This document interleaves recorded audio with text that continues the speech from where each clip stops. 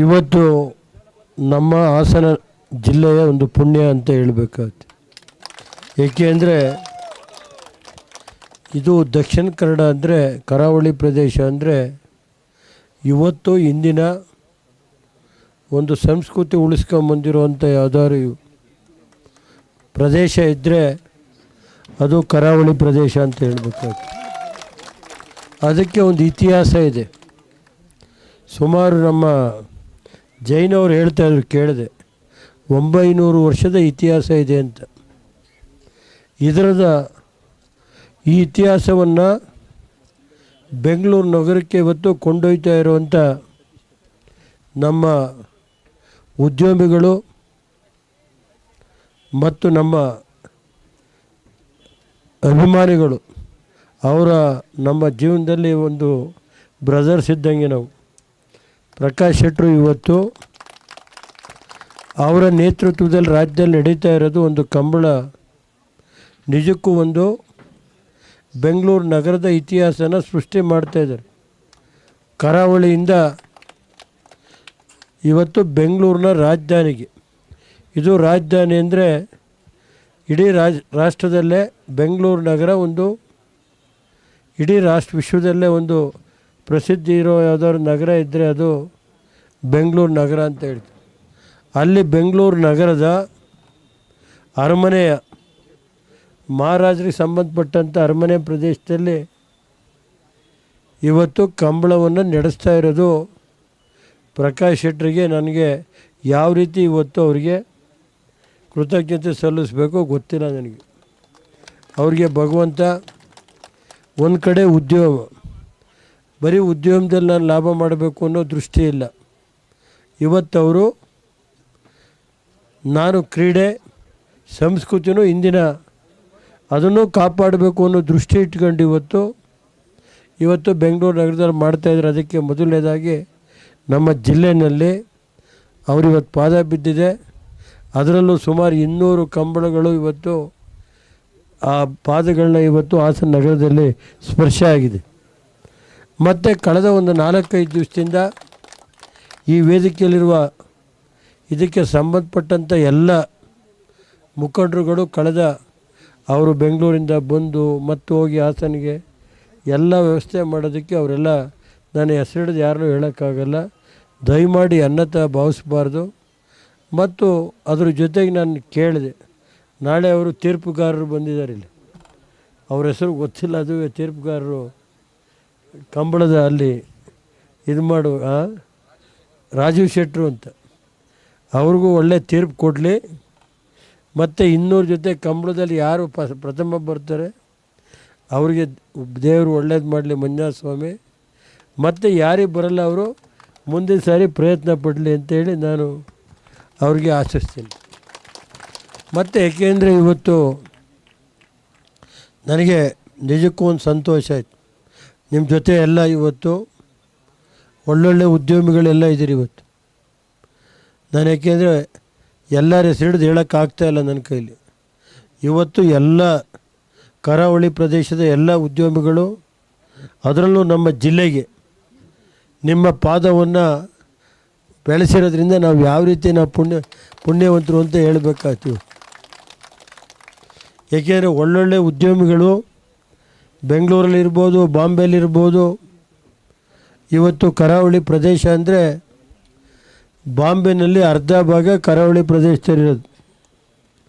ಇವತ್ತು ಅವ್ರದ್ದೇ ಒಂದು ಉದ್ಯಮ ಏನಾದ್ರು ನಡೀತಾ ಇದ್ದರೆ ಬಾಂಬೆನಲ್ಲಿ ಕರಾವಳಿ ಪ್ರದೇಶದ ಕೆಲವು ಉದ್ಯಮಿಗಳು ಇವತ್ತು ಹೊರಗಡೆ ದೇಶದಲ್ಲೂ ಇದ್ದಾರೆ.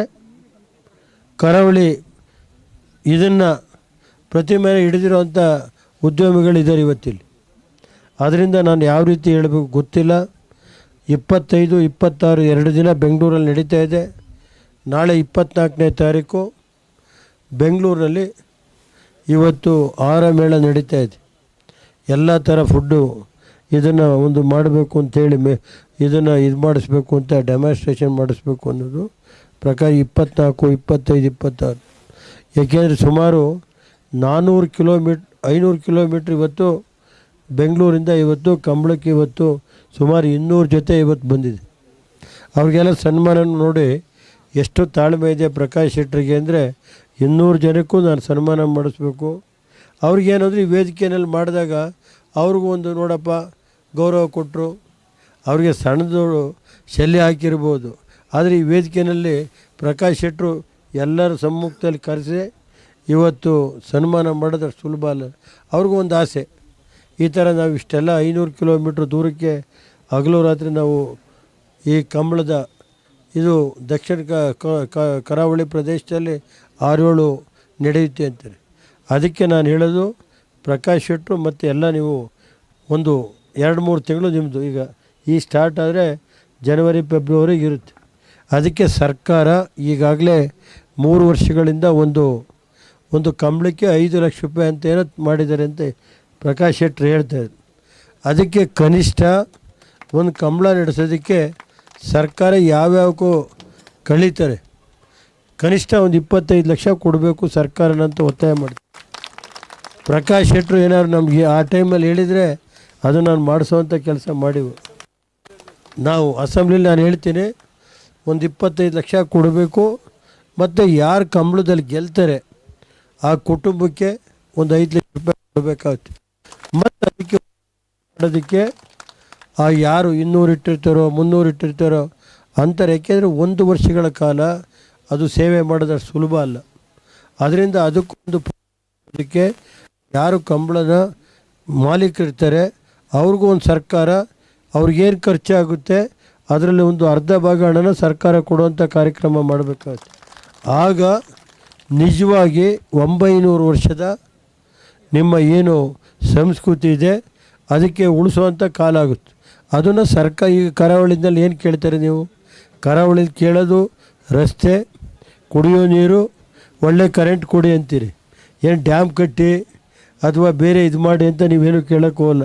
ನೀವು ಮೂರೇ ಕೇಳೋದು. ನನಗೆ ಗೊತ್ತು, ನಾನು ಮಂತ್ರಿಯಾಗಿ ಇದ್ದೆ, ನೀರಾವರಿ PWD ಮಂತ್ರಿ ಮತ್ತು ಇಂಧನ ಮಂತ್ರಿ ಇದ್ದಾಗ ಅವ್ರು ಕೇಳೋದು ನಮಗೇನಿಲ್ಲ ಸ್ವಾಮಿ, ಒಳ್ಳೆ ರಸ್ತೆ, ಬ್ರಿಡ್ಜ್ಗಳು ಕೊಡಿ, ಸಣ್ಣ ಇದ್ರ ಸೇತುವೆಗಳನ್ನ ಈ ಕೆಲಸ ಮಾಡಿ ಅಂತಾರೆ. ನೀವು ಇನ್ನೇನು ಕರಾವಳಿ ಪ್ರದೇಶದಲ್ಲಿ ಯಾರು ಕೇಳೋದು? ಅವರು ಸ್ವಂತ ದುಡ್ಡಲ್ಲಿ ದುಡಿಮೆ ಮಾಡೋವಂಥ ಏನಾದ್ರು ಇದ್ದಿದ್ದರೆ ಸ್ವಶಕ್ತಿಯಿಂದ ಉದ್ಯೋಗ ಮಾಡಿ ನಾನು ಪ್ರತಿಭೆ ಬೆಳೆಸುವಂಥ ಇದ್ದಿದ್ದರೆ ಆ ಕರಾವಳಿ ಪ್ರದೇಶದ ಜನ ಅಂತ ಹೇಳಬೇಕಾಗುತ್ತೆ ಅವ್ರ ಬಗ್ಗೆ ನಾವು.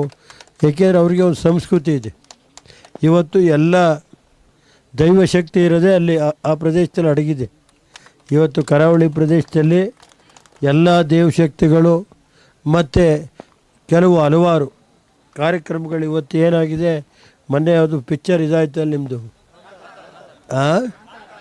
ಕಾಂತಾರ, ಇಡೀ ರಾಷ್ಟ್ರದಲ್ಲೇ ಇವತ್ತು ಇದು ಇವತ್ತು ಪ್ರಚಾರ ಆಗಿದೆ. ಏಕೆಂದರೆ ಕರಾವಳಿ ಪ್ರದೇಶದ್ದು ಹಲವಾರು ಇದಿದೆ. ಏಕೆ ನಿಮ್ಮ ಇದು ಏನಪ್ಪ ಭೂತಕೋಲ, ಯಕ್ಷಗಾನ ಇವೆಲ್ಲ ಹಳೆ ಸಂಸ್ಕೃತಿ ಉಳಿಸ್ಕೊಂಡು ಬಂದಿರೋವಂಥ ಪ್ರದೇಶ ಯಾವುದಾದ್ರು ಇದ್ದರೆ ಅದು ಕರಾವಳಿ ಪ್ರದೇಶ ಅಂತ. ಅದು ಮುಂದಿನ ದಿನದಲ್ಲಿ ಹೆಚ್ಚಿನ ಪ್ರೋತ್ಸಾಹ ಕೊಟ್ಟು ಸರ್ಕಾರ ಇದಕ್ಕೆಲ್ಲ ಹೆಚ್ಚಿನ ಪ್ರೋತ್ಸಾಹ ಕೊಡಬೇಕು ಅಂತ ನಾನು ವಿಧಾನಸಭೆಯಲ್ಲೂ ಹೇಳ್ತೀನಿ.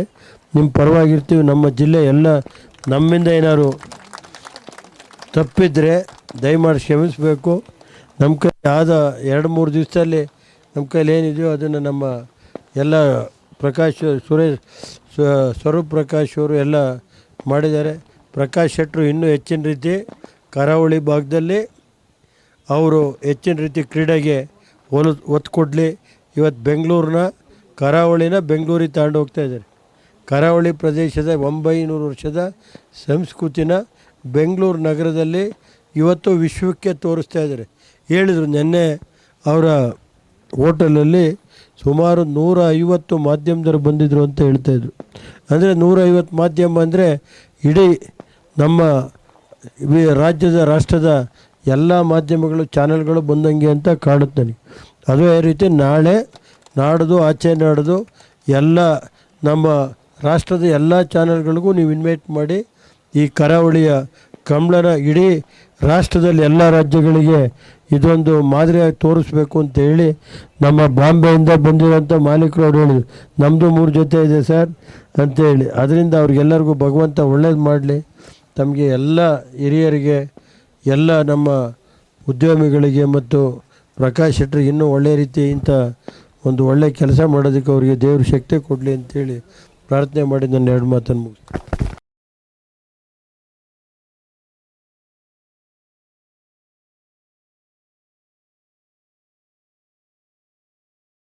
ವಿಶ್ವ ವಿನೂತನ ಚಿನ್ನಾಭರಣಗಳ ಹಬ್ಬ ಮುಳಿಯ ಚಿನ್ನೋತ್ಸವ ಇದೇ ನವೆಂಬರ್ 10ರಿಂದ 30ರವರೆಗೆ ಪುತ್ತೂರು ಹಾಗೂ ಬೆಳ್ತಂಗಡಿಯ ಮುಳಿಯಾದಲ್ಲಿ. ಸಾಂಪ್ರದಾಯಿಕ ಆಭರಣಗಳಿಗೆ ಆಧುನಿಕ ಸ್ಪರ್ಶವನ್ನು ನೀಡಿ ತಯಾರು ಮಾಡಿದಂತಹ ಮಹತಿ ಆಂಟಿಕ್ ಕಲೆಕ್ಷನ್. ಪ್ರತಿಯೊಂದು ಸಮಾರಂಭದಲ್ಲೂ ನಕ್ಷತ್ರದಂತೆ ಮಿನುಗಲು ಅಮೂಲ್ಯ ಡೈಮಂಡ್ ಆಭರಣಗಳು. ವೇದಾಂತ್, ಕುಂದನ್ ಮತ್ತು ಪೋಲ್ಕಿ ಡೈಮಂಡ್ ಆರ್ನಮೆಂಟ್ಸ್. ಮುಳಿಯಾ ಸಿಲ್ವರಿಯಾದಲ್ಲಿ 92.5 ಸ್ಟರ್ಲಿಂಗ್ ಬೆಳ್ಳಿಯ ಆಭರಣಗಳು. ಮುಳಿಯಾ ಜುವೆಲ್ಸ್, ಪುತ್ತೂರು ಮತ್ತು ಬೆಳ್ತಂಗಡಿ.